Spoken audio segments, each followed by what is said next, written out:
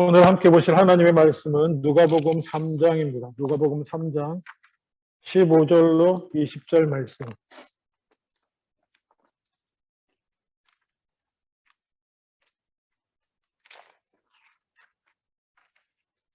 누가복음 3장 15절로 20절 말씀. 제가 가진 성경으로는 92페이지입니다. 누가복음 3장 15절로 20절 제가 봉독합니다. 백성들이 바라고 기다림으로 모든 사람들이 요한을 혹 그리스도신가 심중에 생각하니 요한이 모든 사람에게 대답하여 이르되 나는 물로 너희에게 세례를 베풀거니와 나보다 능력이 많으신 이가 오시나니 나는 그의 신발끈을 풀기도 감당하지 못하겠노라. 그는 성령과 불로 너희에게 세례를 베푸실 것이요 손에 키를 들고 자기의 타작마당을 정하게 하사 알곡은 모아 곡간에 들이고 죽정이는 꺼지지 않는 불에 태우시리라. 또 그 밖에 여러 가지로 권하여 백성에게 좋은 소식을 전하였으나 분봉왕 헤롯은 그의 동생의 아내 헤로디아의 일과 또 자기가 행한 모든 악한 일로 말미암아 요한에게 책망을 받고 그 위에 한 가지 악을 더하여 요한을 옥에 가두니라. 아멘.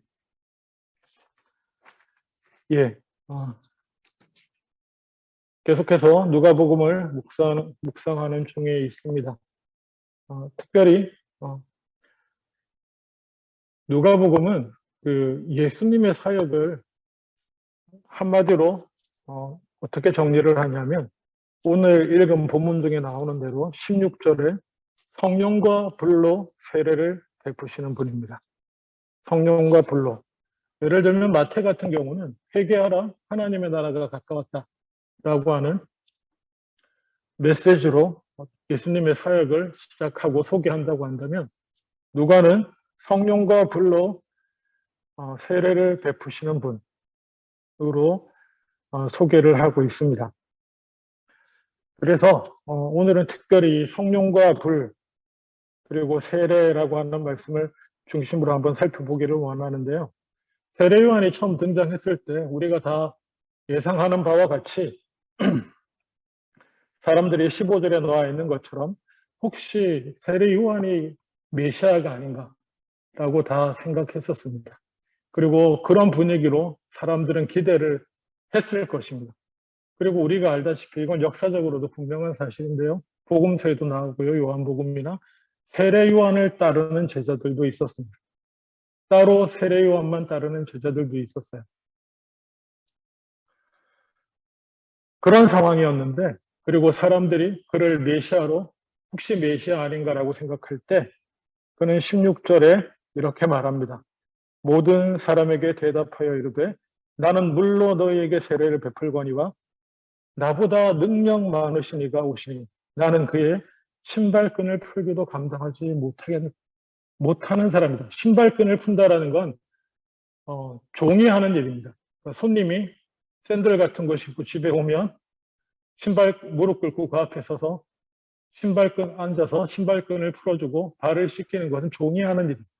근데 세례 요한은 자신을 어떻게 말하냐면 자기가 이렇게 사람들이 볼 때 하나님의 메시지를 대언하고 선포하고 그 말이 영향력이 있어서 온 유대의 사람들이 회개하려고 자기들 앞에 나오고 심지어 내 이름을 붙들고 나를 쫓는 제자들도 생기고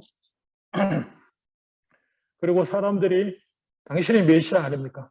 당신이 우리의 구세주가 아닙니까? 라고 묻는 그야말로 딱 그 연약한 인간의 관점에서 보면 교만하고 넘어지게 좋은 딱 그 시점에 세례 요한은 자기를 죽이고 겸손히 엄밀히 말하면 죽일 것도 아니죠. 그리고 엄밀히 말하면 뭔가 낮춘 것도 아닙니다. 그냥 정확하게 예수님 앞에서 하나님 앞에서 자기의 자리, 자기의 위치, 자기가 어떤 존재인가를 사실 인정한 건데 우리 죄되고 연약한 인간들이 보고 마치 굽힌 것처럼 겸손히 낮춘 것처럼 이렇게 읽힐 수도 있습니다. 그런데 요한은 딱 그 자리에서 자기를 낮춥니다. 아니, 자기가 어떤 존재인지를 분명히 인정하고 그리고 사람들 앞에 드러냅니다. 나는 그 오실 메시아 예수님의 신발끈을 풀기도 감당이 안 되는 사람이에요. 무릎 꿇고 종으로서 그 앞에 신발끈 푸는 자리에도 설 수 없는 자임을 인정하는 것입니다. 얼마나 신앙인들이 이 부분에서 넘어지는지 모릅니다. 사람들이 참 목사님 대단하십니다. 목사님 말씀이 너무 은혜롭고 뭐 그런 칭찬만 들리는 게 아니라 실제로 자기 눈앞에 자기 얘기 들으려고 수십 명, 수백 명, 수만 명 몰려들고 사람들이 막 높여주면 어느 순간 자기가 어떤 사람인지 잊어버릴 때가 있습니다. 뭐 목사도 그렇고 모든 신앙인들이 그렇습니다. 잘못하면 신앙적으로도 교만의 자리에 빠질 수가 있는데 그때마다 우리는 이 세례 요한의 고백을 인정을 기억하실 수 있기를 주님의 이름으로 축원합니다. 하나님의 선지자로 부르심을 받아서 그렇게 메시아의 길을 준비하는 능력의 사람, 능력의 선지자 세례 요한이 뭐라 그랬냐면 나는 우리 주님 메시아 앞에서 그 신발끈을 풀기도 감당치 못할 사람이라고 표현합니다. 그리고 또 다른 성경에서 또 그가 스스로를 어떻게 가르치냐면 나는 그냥 소리입니다. 나는 그냥 빈들에서 외치는 소리일 뿐이고 아무것도 아니라고 얘기합니다. 이것이 진정한 그리스도인의 삶의 자세인 줄로 믿습니다. 나를 통해서 하나님께서 얼마나 크신 일을 이루시든지 아니면 나를 통해서 하나님께서 뭐 작아 보이는 어떤 일을 이루시든지 어떻게 쓰시든지 간에 그거랑 상관없이 나는 그저 소리요. 요한의 고백을 빌린다면 빈들에서 외치는 소리일 뿐이요. 그리고 나는 우리 주님의 발 앞에 무릎 꿇고 그 신발끈조차 메어드릴 만한 자격이 안 되는 그런 사람이다라고 인정하고 고백하는 것이 진정한 그리스도인의 삶의 자세인 줄로 믿습니다. 얼마 전에 꽤 몇 년 됐군요. 한참 됐는데 교회 신학교 좀 이렇게 신학교 교수님 한 분이 그 소천하시면서 유언을 남기셨어요. 하나님의 내가 믿기로 장례식도 보내줘야 된다. 그래서 진정한 하나님의 백성의 장례식은 어떠해야 되는가 하면서 자기가 죽은 뒤에 이렇게 장례식 하라고 쭉 적었어요. 했어요. 제자들한테도 가족들한테도. 그리고 그대로 장례식을 했는데 저는 사진만 봤습니다. 깜짝 놀랐어요. 아무것도 없어요. 장례식장에 갔는데 아무것도 없습니다. 그분을 나타낼 만한 것이 아무것도 없어요. 사진도 없고 이름도 없고 아무것도 없습니다. 그냥 덩그러니 단상만 있고 저는 그럴 자신은 없고요. 모든 그리스도인의 장례식이 그러해야 된다라고 뭐 그렇게 권하고 싶지도 않습니다. 그냥 그 자리에 온 사람들은 이분 누가 소천 받으신 분이 누군지 다 기억하고 가족들이니까 소식 들은 사람들은 다 알고 와서 그분의 장례식인 줄 알고 예배 드리고 합니다. 그렇지만 그 자리에는 그분이 어떤 삶을 살았고 어떻게 뭐 유명한 유학을 갔다 왔고 무슨 신학 박사학위를 받았고 어디서 목회를 하셨고 어디를 교수를 하셨고 뭐고 아무것도 없어요. 이름이 뭔지도 없어요. 이게 어떻게 보면 그 그리스도인의 하나님 앞에서 자신을 바라보는 그리스도인의 모습이 아닌가라는 생각을 합니다. 혹시라도 저의 마지막을 지켜보실 여러분, 그때 목사님 그렇게 설교했는데 왜 그렇게 장례식 안 하시지? 이런 생각 나중에 하지 마세요. 그렇게 하실 수 있는 분들은 하시고 성령이 인도하시는 대로 그렇게 하실 분 하시고 또 저도 그렇게 할 수 있을지 모르겠습니다. 그렇게 유언으로 남기고 할 수 있게 되면 하는 것이고 또 여러 가지 상황으로 할 수 없게 되면 못하는 것인데 하여튼 저는 그냥 충격이었고 그 정신의 끝에 가면 하나님 앞에서 내가 어떤 존재인가라고 하는 이런 세례요한의 고백과 같은 그 끝에 가면 그럴 수밖에 없겠다는 생각이 들어요. 여러분 어떨지 모르지만 목사들은 이 세례요한에다가 자기를 대입을 많이 하거든요. 말씀 전하는 사람이잖아요. 소리. 그러면 항상 뭐라고 생각하냐면 그냥 나는 소리입니다.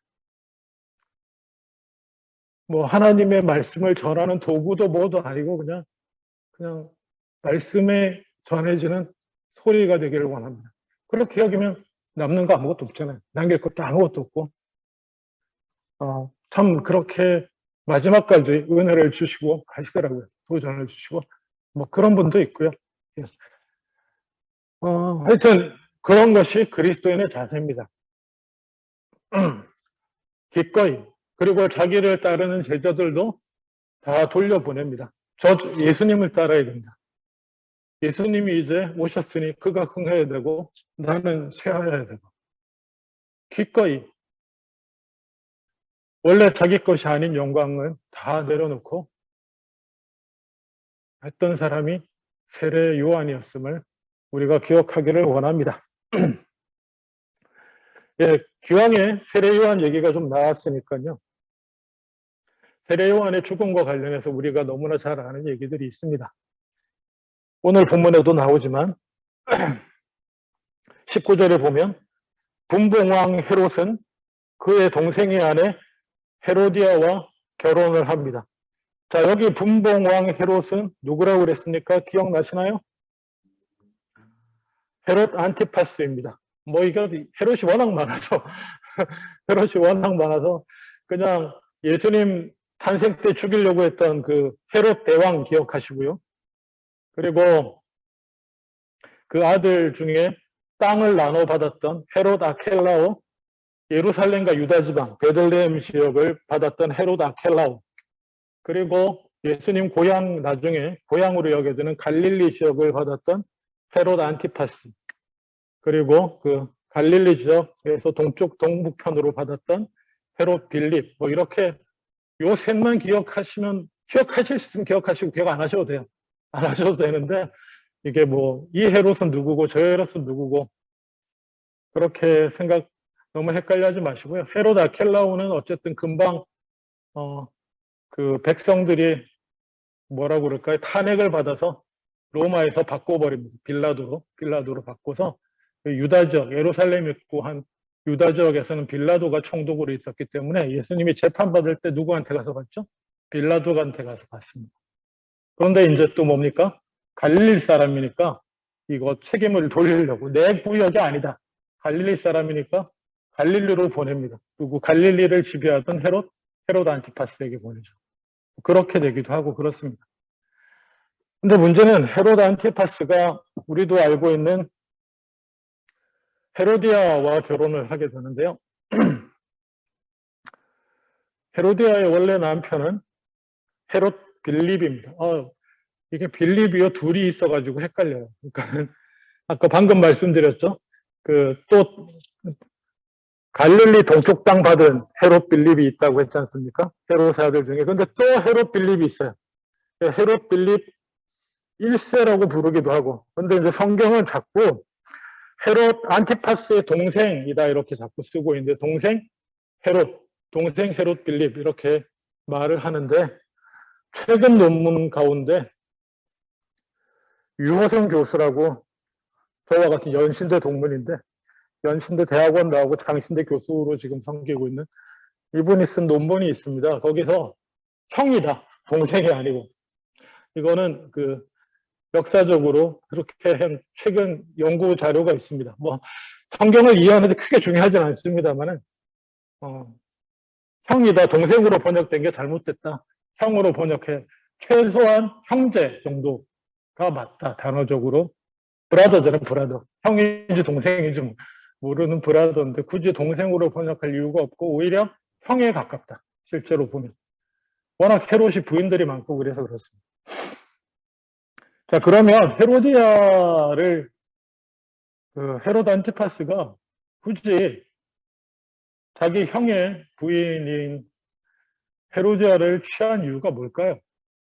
헤로디아가 너무 예뻐가지고 거기에 혹해서 그럴까요? 뭐 그럴 가능성도 배제할 수는 없습니다. 우리가 성경을 이해하기 위해서 제가 도움드리기 위해서 드리는 건데 그냥 우리의 일반적인 생각은 다 그렇게 생각하잖아요. 심지어는 이렇게까지 상상을 하는데 헤로디아가 예뻐가지고 거기 혹해서 형을 죽이고 그렇게까지 가시면 안 됩니다. 그냥 그거는 그냥 상상이에요. 상상. 헤로디아라는 이 여자를 헤로드 왕과 주요한 남자들은 모두 아내를 삼기를 원했어요. 이유가 뭐냐면 헤롯 대왕, 그 아버지 헤롯 대왕, 그 아버지 그 예수를 죽이려고 했던 그 첫 번째 헤롯 대왕의 가장 큰 약점이 뭐였습니까? 지난주 말씀드렸죠. 가장 큰 약점은 그 사람이 유대인이 아니라는 거예요. 유대인이 아닌데 자기 아버지 에돔의 총독이었던 자기 아버지가 로마 그 실권자들하고 이렇게 잘 해가지고 그래가지고 자기가 유대왕이 됐기 때문에 그게 컴플렉스였어요. 유대인들 아무도 인정을 안 하잖아요. 이방인인 사람이 어떻게 자기 왕이 되겠어요. 그래서 이 헤롯 왕이 어떻게 이 문제를 해결하려고 했냐면은 정통 유대 집안의 여자를 데려다가 내가 왕비를 삼아서 그 여자와 결혼해서 자녀를 얻으면 자기 정통성이 확보가 되지 않을까. 그래서 그때 제가 중간 시대 때 하스몬 왕가라는 얘기를 지난주에 잠깐 드렸습니다.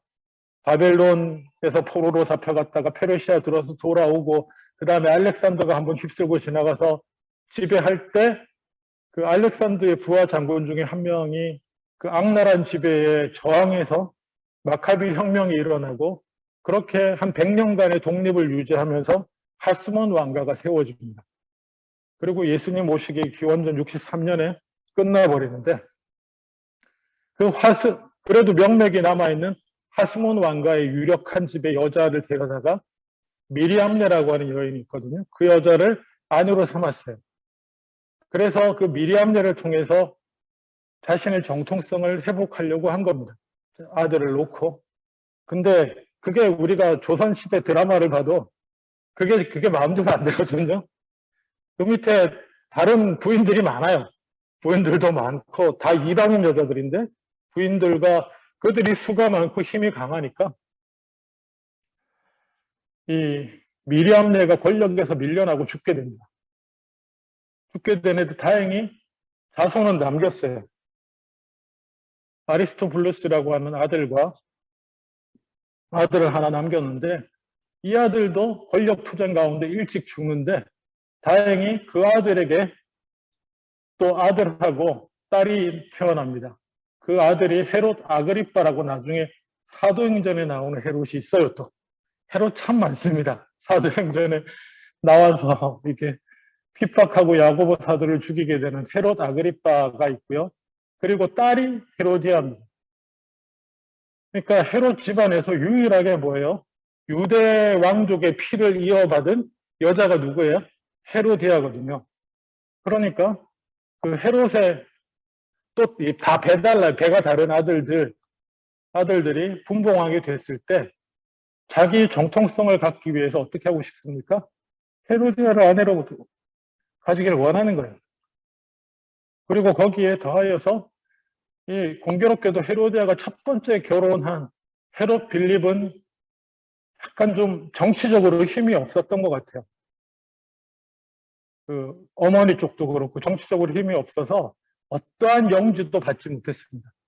어떠한 분봉왕도 되지 못한 아무런 힘이 없는 사람의 아내로 헤로디아가 있었는데 뭐 이유는 잘 모르겠는데 이 헤롯 빌립이 빨리 죽고요. 혼자가 돼요. 혼자가 된 걸 헤롯 안티파스가 아내로 삼은 겁니다. 자, 그림이 좀 그려지시나요? 제가 지금 말씀드린 건 성경 이해를 위한 역사적 배경입니다. 역사적 배경. 그러면 우리가 헤로디아 사건을 생각할 때 그 적용 제목이 항상 뭐 이렇게 외모에 뭐 아름다움에 뭐 마음이 혹해가지고 뭐 이런 차원에 보다도 이들을 움직이는 가장 큰 이러한 죄악을 일으킨 이들을 움직이는 가장 큰 원동력이 뭐라는 걸 이해할 수 있습니까? 권력욕이에요, 권력욕. 그러니까 적용점이 달라지는 거예요. 예, 뭐 음란 이런 게 아니고 그것도 뭐 없다고 말할 수 없지만 제일 큰 건 권력욕이에요. 헤로디아를 차지하려고 하고 뭐 헤로디아 전 남편이 죽게 되거나 뭐 이런 것들. 하여튼 세례 요한이 그 악한 일을 지적하게 되는 것입니다. 세례 요한이 지적한 악한 일이 뭘 것 같아요? 우리 생각에는 어떻게 보면 단순히 어떻게 형의 아내를 취할 수 있냐 이렇게 말할 수 있지만 그건 유교적인 관점이고 구약에서는 어떻습니까? 형이 죽으면 형의 아내를 보호적 차원에서 그리고 집안의 재산이 밖으로 안 나가도록 한다는 차원에서 동생이 아내로 취해요. 그래서 자기 이름 하에 두는 걸 자기 호적 하에 둬야 그 형의 재산이 안 나갈 거 아니에요. 물론 자식이 없이 죽으면 자식을 놓게 해서 형의 이름을 잊게 하고 뭐 이런 것도 좀 있기 때문에 어떤 유교적 마인드로 이해한다기보다는 어떤 그들의 그 정치적인 욕망과 이런 것들로 인해서 일어난 온갖 부조리 불법들에 대한 지적일 수 있다는 거예요. 그래서 역사적 배경을 이해하는 게 어떤 면에서 참 중요합니다. 어쨌든 세례 요한은 그 일을 지적한 일로 잡히게 되고 우리가 잘 아는 그 사건을 겪으면서 죽습니다. 그리고 그 유명한 헤로디아의 딸 이름 기억하십니까? 헤롯 앞에 나와서 춤추고 뭐 이래가지고 목을 받았던 이름 누구죠? 살로메예요. 살로메도 어떤 결혼을 할 것 같습니까? 살로메도 엄마가 헤로디아예요. 유명한 왕실 가문의 여인이기 때문에 살로메도 모든 헤롯 왕과 남자들의 목표가 돼요. 자기의 정통성을 위해서. 그래서 또 헤롯 집안에 누군가 제 기억이 안 나는데 그렇게 시집을 가게 됩니다. 하여간 뭐 그런 것들을 배경으로 이해하시면 좋고요. 자, 그 세례 요한이 주는 메시지는 나는 물로 세례를 주지만 내 뒤에 오시는 이는 성령과 불로 세례를 베푸시는 분이라는 것. 그리고 더하여서 17절에 손에 키를 들고 자기 타작마당을 정하게 하사 아유곡은 모아 곡간에 드리고 쭉정이는 꺼지지 않는 불에 태우시는 분이시다 라는 메시지를 전합니다. 그래서 그러면 우리가 물 세례는 무엇이고 성령과 불로 하는 세례는 무엇인가? 에 대해서 좀 이해할 필요가 있습니다. 그리고 이 세례란 것, 물 세례 그리고 성령과 불의 세례가 무엇인가라고 이해하기 위해서 우리가 머릿속에 하나 염두에 둬야 될 것은 뭐냐면 그 마태복음이나 마가복음을 우리가 이미 배웠는데 예수님의 중심 메시지가 뭐라고요? 하나님의 나라가 가까웠고 그 하나님의 나라를 위해서 그 나라에 들어가고 그 나라에 함께 동참하기 위해서 필요한 것이 뭐라고요? 회개라는 것입니다. 그리고 세례 요한은 그 하나님의 나라에 들어가기 위해서 필요한 회개로서 세례를 전파했고 그것은 물을 통해서 이루어지는 세례를 전한 것입니다. 여기까지 이해하시면 예수님이 오셔서 그 뒤에 오셔서 주시는 성령으로 주시는 불의 세례, 불 같은 성령 세례도 뭐와 관련이 있다고 여겨야 되겠습니까? 하나님 나라요. 하나님 나라와 관련이 있다는 것으로 이해를 하셔야 돼요. 다른 것보다도. 하나님의 나라를 위한 세례입니다. 예수님의 세례도. 세례 요한의 물 세례도 하나님의 나라를 위한 첫 번째, 들어가도록 하기 위한 정결하게 하는 회개의 세례의 의미가 있었다고 한다면 성령 세례와 불 세례도 하나님의 나라를 위한 세례라는 것을 기억하시면 돼요. 그리고 굳이 자 그러면 불이 주는 이미지는 어떤 겁니까? 불. 물은 뭐 세례 요한이 얘기한 대로 죄를 씻는다는 의미가 있고 불은 어떤 의미가 있을까요? 이 불세례에 대해서 우리로 하여금 헷갈리게 하는 구절이 사실 17절이에요. 성령과 불로 너에게 세례를 베푸실 것이다 하고 해놓고 17절에 바로 뭡니까? 알곡은 뭐 곡간에 드리고 쭉정이는 꺼지지 않는 불에 태우실 것이다. 이런 말씀이 바로 연달아 나오니까 불하면 어떤 의미를 떠올리게 될 것 같습니까? 심판의 의미를 떠올리는 것이죠. 네.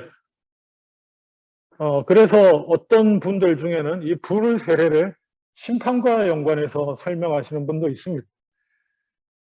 근데 저는 조금 바로 17절하고 연결해서 그렇게 이해하는 것보다는 같은 누가가 계속해서 쓴 사도행전의 기록을 살피는 것이 좋겠다라는 생각을 하게 됩니다. 실제로 불과 성령으로 세례를 베푸실 것이다고 한 이 말씀이 이루어진 게 언제입니까? 이게 언제 이루어져요?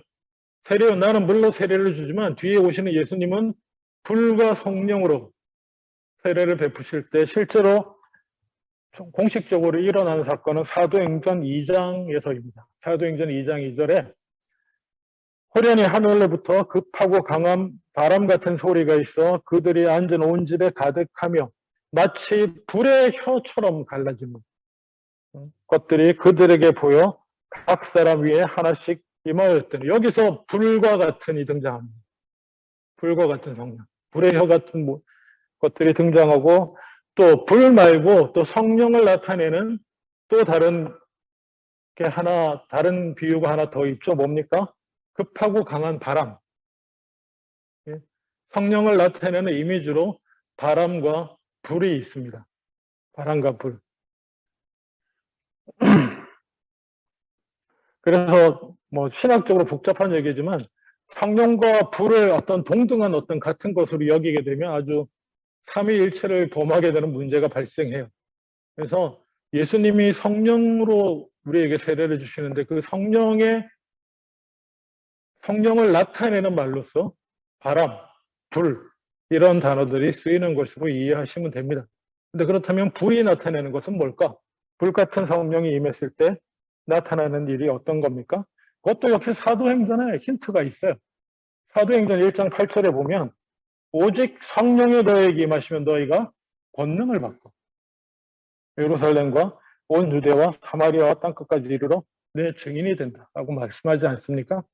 그래서 불 같은 성령이 갖는 이미지는 능력을 말해요. 권능을 말해요. 예수님을 3년간 쫓아다니면서 제자들이 예수님의 기적도 열심히 목격했고 또 뭡니까? 예수님의 말씀도 열심히 받았잖아요. 열심히 받았지만은 어떤 특별한 큰 역사를 이루지 못해요. 예수님이 십자가에 돌아가실 때 다 도망가고 근데 어떨 때 교회를 통해서 하나님의 크신 역사가 일어납니까? 성령이 충만히 임할 때 일어나는 거예요. 이거 구원과 관련 있는 얘기는 아니에요. 구원은 엄밀한 의미로 물과 회개함으로 구원을 받는데 그리고 말씀을 듣고 배우고 구원의 길을 가는데 어떤 특별한 하나님의 역사와 이런 것들을 나타내는 힘은 성령을 통해서 불같은 성령으로 우리에게 주어진다라고 여겨질 수가 있는 것입니다. 그것이 사도행전이고 그리고 또 바람이 나오잖아요. 바람도 사실은 능력의 표현입니다. 물론 요한복음에서는 바람이 갖는 또 다른 의미가 있는데 역시 사도행전에서 바람이 갖는 의미는 뭐예요? 그 당시 사람들에게 바람이 어떤 이미지를 갖고 있을 것 같습니까? 그 당시 사람들에게 바람이 하는 가장 큰 일이 놀라운 일이 뭘 것 같습니까?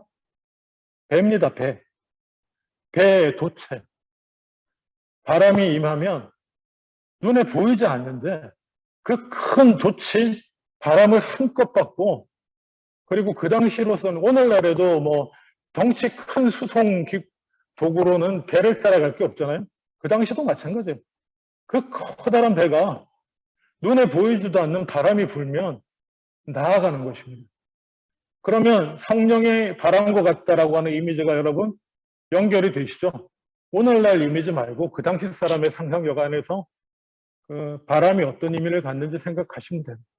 바람과 같은 성령이 불같이 임할 때 그 꿈쩍 안 하던 큰 배가 나아가는 것처럼 성령의 역사를 통해서 하나님의 나라는 나아가는 것입니다. 하나님의 나라는 역사하는 것이고요. 아까 이게 하나님 나라와 관련이 있다고 말씀드렸잖아요. 성령이. 그렇죠? 성령은 하나님의 나라를 이루어 나가는 능력이 됩니다. 그리고 당연히 우리 그리스도인들은 성령의 능력을 힘입어서 성령 충만함 가운데 성령의 인도하심을 받아서 순종하며 살아갈 때에 성령을 통하여 이루어지는 하나님 나라 사역에 동참하게 되는 것인 줄로 믿습니다. 그런데 또 놀라운 사실은 요한복음 3장 8절에 바람이 임의로 불매 내가 그 소리는 들어도 어디로 와서 어디로 가는지 알지 못하나니 성령으로 난 사람도 다 위와 같다. 성령은 또 거듭나는 역사에도 개입하십니다. 그러니까 이게 우리 사람을 바꿔놓는 거죠. 사람을 뒤집어 놓는 능력도 성령이 있는데 그게 뭐라고요? 전에 한번 말씀드렸죠. 바람과 같아서 일어나면 일어났다고 알 수 있는 거예요. 그렇죠? 경험해 보신 분 알죠? 일어났을 때 성령의 역사가 성령이 나로 살을 잡을 때 내 삶을 변화시키고 방향을 틀고 하실 때 아는 거지. 그게 몇 날 몇 시에 될 거다. 뭐 오늘 예배 가면 뭐 될 거다. 이런 거 다 말도 안 되는 거짓말이고요. 우리 집회에 오면 된다. 이것도 다 거짓말이고 사기고요. 뭐 가능성은 있을 수 있지만 역사할 때 임하는 거예요. 하나님 역사할 때 그냥 알 수 있는 거예요. 그러면 넉넉히 있으면 되냐? 그건 아닙니다. 역시 성경에는 뭐라고 말씀하십니까? 구하라고 말씀하고 계십니다. 누가복음 11장 13절에 역시 우리가 공부하고 있는 누가복음에 같은 맥락에서 나옵니다.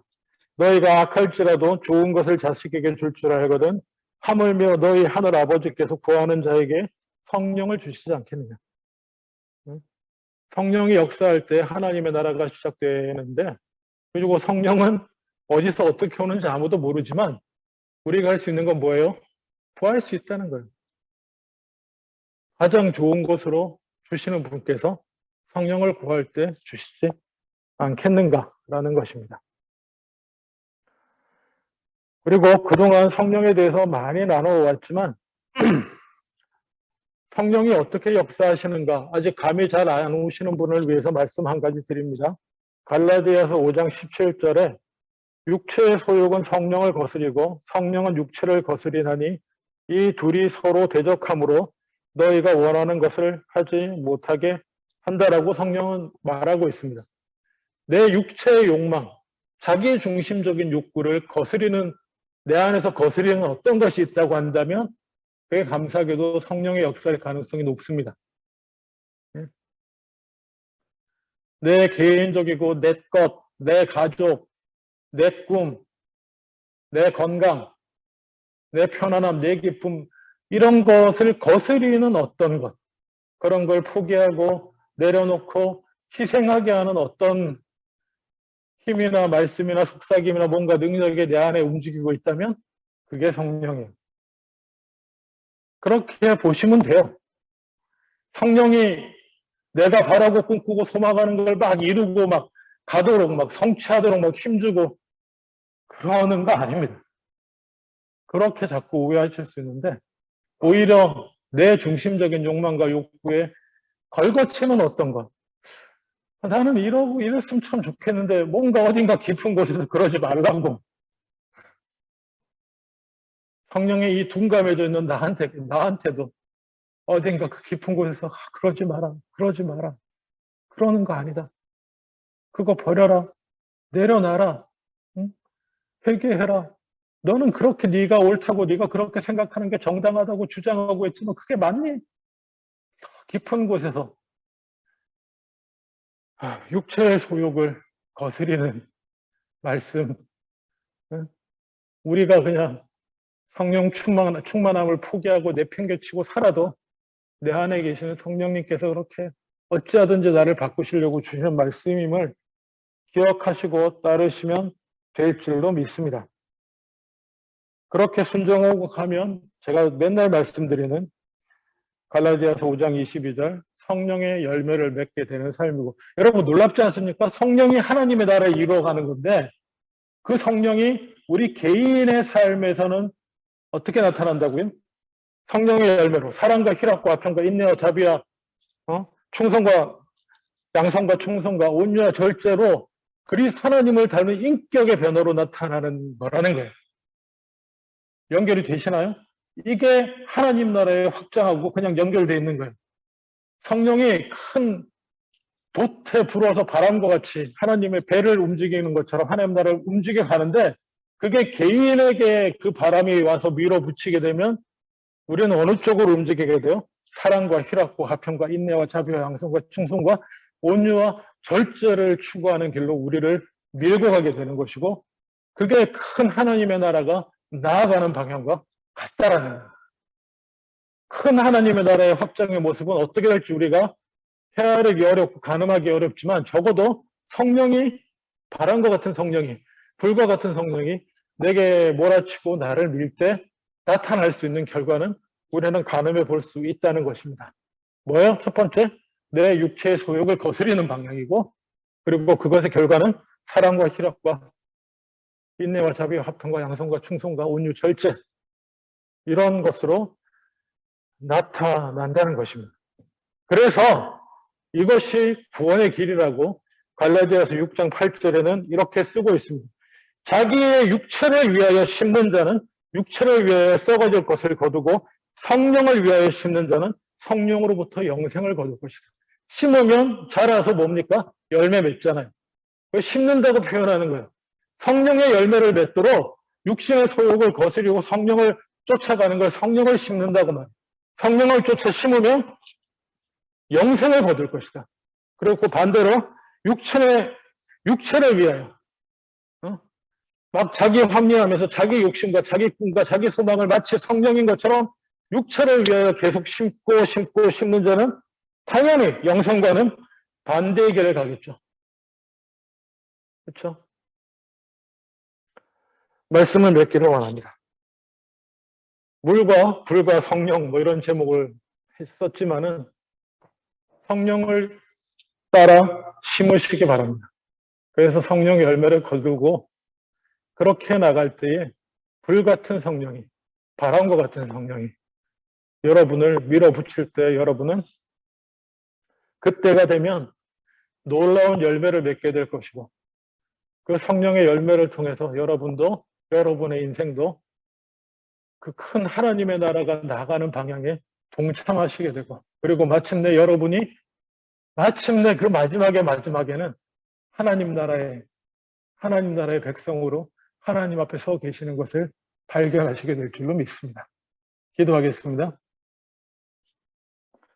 아버지 하나님, 불같은 성령, 바람과 같은 성령 간구하며 그 성령을 쫓아 육체의 소욕을 죽이고 성령을 따라 심어서 성령의 열매를 거두는 인생 되게 하여 주시옵소서. 감사드리고 예수님 이름으로 기도합니다. 아멘.